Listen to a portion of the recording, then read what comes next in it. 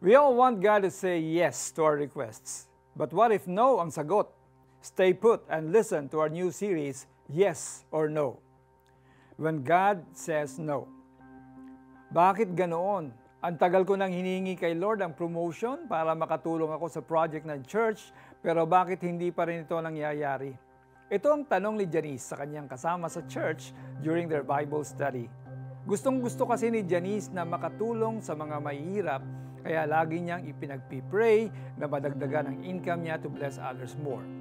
Napaisip tuloy siya, ayaw ba ng Diyos na mas makatulong siya sa ministry? Bakit wala pang positive result ang kanyang prayer request? Isa rin siguro ito sa mga naging tanong ni Apostle Paul during one of his mission trips.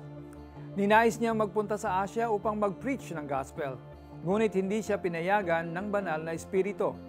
He also wanted to share the good news to Bithynia, pero nabitin siya. Hindi raw maaari, sabi ni Jesus. Kung ang intensyon ni Paul is to expand the kingdom, why wasn't his request welcomed? Unanswered prayers are frustrating, but with the right perspective, they can be enlightening. Some of our prayers may be unanswered for our own protection. Maybe some promotions can lead to devastation. More so dahil ang ways ni Lord ay higher than our ways and His thoughts better than ours. There may be a better answer to our prayers. He is a good Father kasi, and He never withholds what is truly best for His children. And while it may hurt, God's no is a reminder that no matter how good our intentions seem to be, siya pa rin ang dapat masunod. When our prayers are unanswered, keep trusting God. He causes all things to work together for our good, and at the end of the road, makikita natin ang kanyang paraan, ang tunay na daan ng pagpapala. Let's pray. Lord Jesus, teach me to trust in you whenever you say no to my prayers. Help me to trust in your redirections, knowing that you are wise and know what's best for me.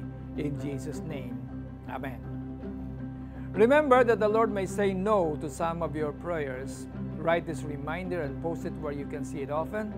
A no from God is an invitation to trust Him with His much better plans. Sapagkat binawalan sila ng Espiritu Santo na mangaral sa lalawigan ng Asya, naglakbay sina Pablo sa lupain ng Phrygia at Galatia. Pagdating sa hangganan ng Mysia, nais nilang pumasok sa Bithynia, subalit hindi sila pinahintulutan ng Espiritu ni Jesus. Acts 16, 6-7. Getting a no answer is not always bad. It's an opportunity to trust God and see far better results. Tune in again tomorrow as we continue our series, Yes or No. Ako po si Pastor Alex Linsay, nagsasabing, ang sagot sa ating mga dalangin ay nasa kamay ng Diyos.